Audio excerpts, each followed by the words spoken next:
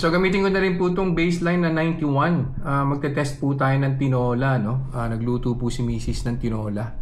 So doon po sa mga nagtatanong, no? Ulit, ano po yung pinalit ko sa rice? So isa po sa mga pinalit ko sa rice, hard-boiled eggs. So ito pong tinola po natin, meron po siyang kasamang dalawang itlog.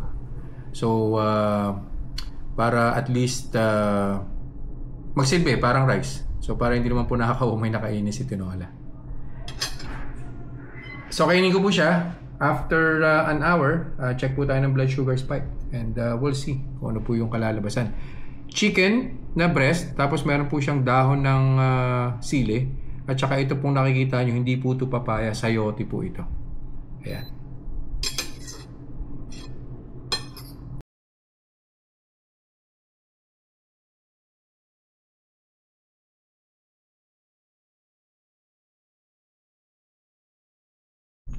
One hour na po, oras na po para kumuha ng blood sugar.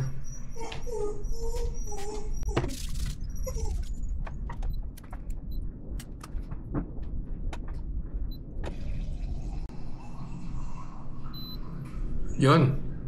Umangat ha. 91 po yung baseline natin. No? Now it's 94. Meron pong 3 units na increase.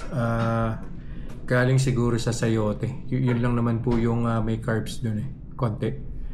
So sige po, balik po ulit ako after an hour para makuha po natin yung final blood sugar. Final blood sugar reading na po tayo.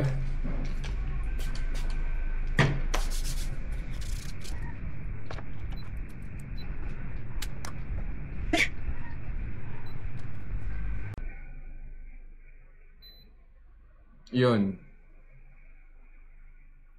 92.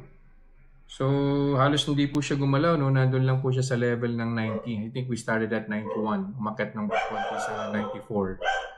Now it's back to 92, no? So, obviously, wala pong significant blood sugar spike si tinola. So, okay po siya. Including the sayote. So, okay din po siya. So, yun lang po for this review. Thank you so much. See you guys in the next vlog. Bye-bye.